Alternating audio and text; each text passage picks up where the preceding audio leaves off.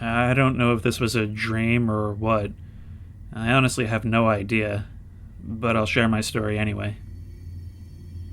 When I was around 7 or 8 years old, I had a room in the upstairs attic of my mother's house. One night, I was having these awful growing pains to a point where I couldn't sleep and was moaning in pain. I remember hearing voices in my room out of nowhere. Two of them. I couldn't make out what they were talking about. It wasn't my parents, I knew that much, and it was too late at night for them to be awake. Then, one moment, I could make out the words, "Should we help him?" And the other responded, "No."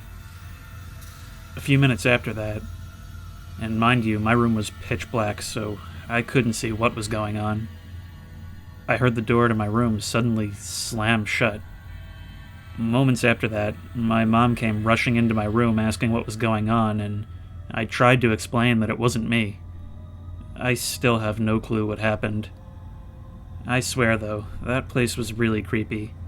It was built in the 1920s. I don't believe too much in the paranormal, but I always think back to that, and I can never explain it.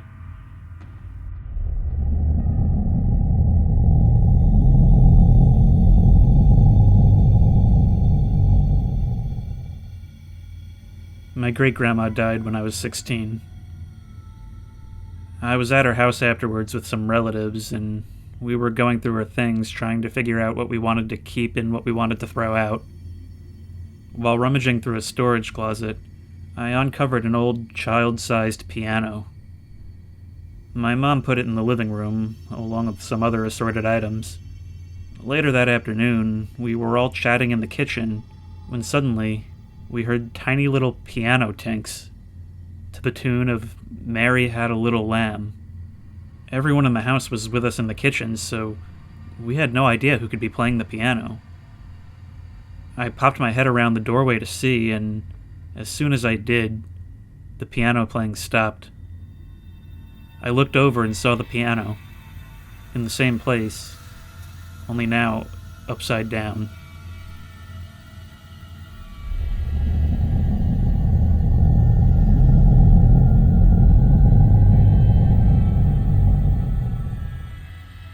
The most jarring experience for me happened 2 years ago at the old dormitory of an abandoned military school. It's rare that I ever get genuinely creeped out in a building, but the vibe of the dorm we were in was very off. I thought it was nerves and nothing more, so I tried to just ignore it. As my three friends were exploring the bottom floors, I took the staircase up to the top. As soon as I got out of the stairwell and turned to face the hallway, I saw a man standing at the end of the hall, staring directly at me, nodding to me, and then he walked into a tiny closet. I froze and called for my friends. I asked one of them to hurry up and check the end of the hall for me because, at that point, I sure wasn't going down there. No one was there. And even if there was, the closet they walked into would make an average-sized person have to be hunched over just to stand properly. I feel like I acted out of character during all that. I know it sounds corny, but I swear, I had a gut feeling there was indeed no one there. I sort of just stayed put in the same spot until my friend checked it out for me. Only one of them believed me, but I don't know why I'd make that up and then be visibly disturbed the rest of the time. It turns out the building is supposedly notoriously haunted, according to its former students. After the explore, I searched the place on YouTube to see if anyone else had explored it recently, and I kid you not, half the comments were to the effect of, "I didn't believe in ghosts until I lived in that dorm."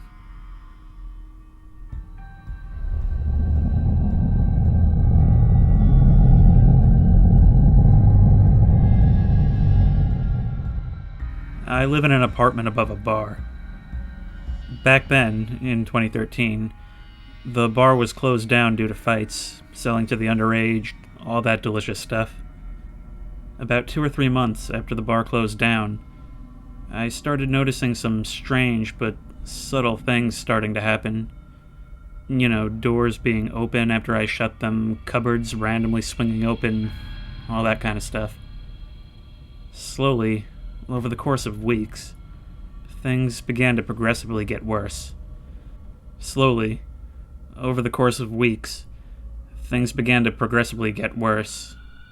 Those cupboards would slam open and shut, same with the doors. My sink would randomly begin to turn on, and I, who was living alone, was terrified. So, being me, I just sucked it up and told myself to deal with it.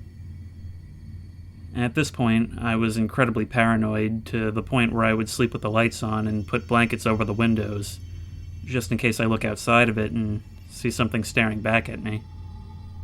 So, basically, my house ended up looking like a druggie house, with all my windows blanketed up at night and all my lights on. Paying the electric bill was fun, for sure. A few months after the activity began to spike in frequency and intensity, it suddenly stopped. But still, there was that ever-long presence of something lingering around, waiting. You know that feeling you get when you're being stalked? That, except more subtle, and for some reason that made it even scarier. So one night, about 2 months after this had all stopped, I actually managed to stop being so paranoid. I showered, I shaved, I went out. I ended up meeting someone and going on a date, and, well, that night when I came home, the house was absolutely trashed.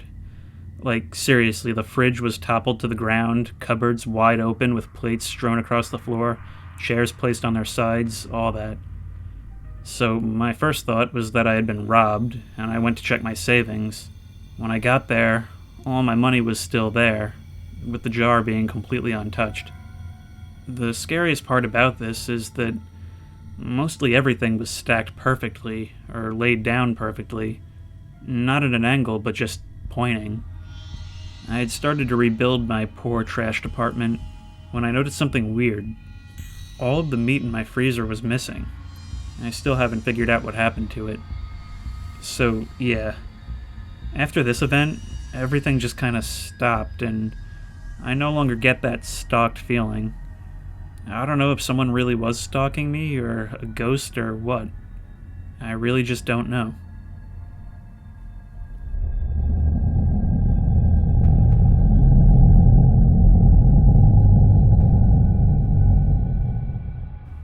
There's an old, partially abandoned elementary school about 30 minutes away from me.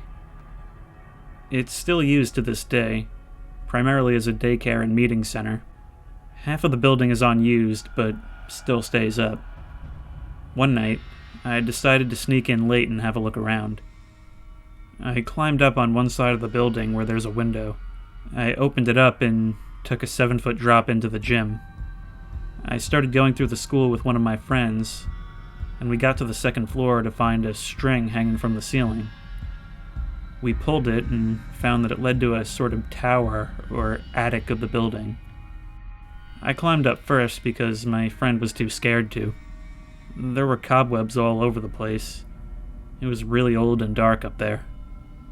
I helped my friend up and we started walking around looking through things.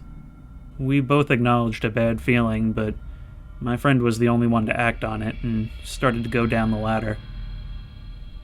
I rummaged around for a little while longer when I thought I could hear breathing behind me.